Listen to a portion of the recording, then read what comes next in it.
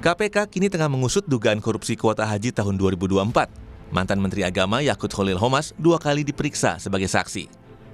Yakut mengaku mendapat sekitar 18 pertanyaan dari penyidik. Saat ditanya soal dugaan fee dari pembagian kuota haji, Yakut meminta hal itu ditanyakan ke penyidik KPK. Memperdalam keterangan yang saya sampaikan di pemeriksaan sebelumnya, di penyelidikan. Jadi ada pendalaman. Ada berapa pertanyaan yang didalami? Insya Allah kalau saya nggak salah ada 18.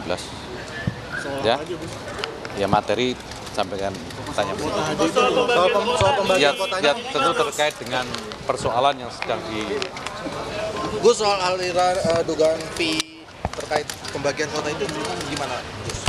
ditanyakan ke penyidik. Dirjen Penyelenggaraan Haji dan Umroh Kementerian Agama Hilman Latif juga diperiksa KPK sebagai saksi.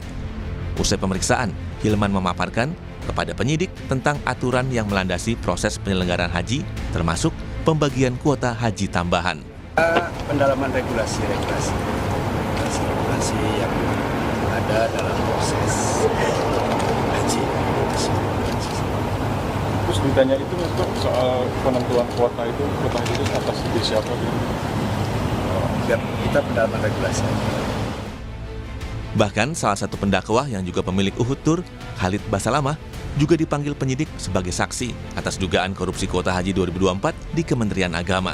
Sementara Deputi Penindakan dan Eksekusi KPK, Asep Guntur Rahayu bilang, ada dugaan aliran dana praktik jual beli kuota haji mengalir hingga pejabat level tertinggi. Ini mengalir uangnya sampai ke pucuk. Namanya pucuk ini kalau di direktorat ya ujungnya kan direktur gitu ya. Kalau di kedeputian ujungnya ya deputi gitu. Terus begitu kan. Nah, gitu seperti itu. Ya. Kalau di kementerian ya ujungnya ya menteri. Kalau kementerian kan begitu. Menanggapi dugaan korupsi kuota haji ini, juru bicara Yakut Khalil Qomas, Ana Hasbi, dilansir dari Kompas ID bilang, kalau begitu kami berharap informasi yang disampaikan ke publik agar utuh dan seterang cahaya, demi menghindari prasangka, serta menjunjung tinggi asas praduga tak bersalah. Dan kini, pemerintah resmi membentuk Kementerian Haji dan Umroh di bawah pimpinan Irfan Yusuf dan Dhanil Anzar Simanjuntak. Menteri Haji dan Umroh, Gus Irfan menyampaikan, Presiden meminta agar kementerian baru ini memberikan pelayanan terbaik untuk haji termasuk biaya turun. Beliau menyampaikan apapun yang perlu lakukan untuk memberikan pelayanan terbaik pada jamaah haji kita. Apa yang disampaikan oleh Pak Presiden, penugasan kepada kami sebagai Menteri Haji dan Wakil Menteri Haji untuk Kang Dhanil merupakan amanah dan tanggung jawab yang berat. Saya katakan berat karena 10 bulan terakhir saya tahu persis bagaimana medan haji baik di Indonesia maupun di Saudi.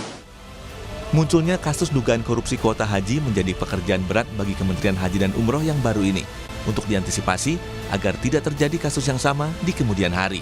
Apalagi semua ini menyangkut ibadah bagi umat muslim di Indonesia. Tim Liputan Kompas TV.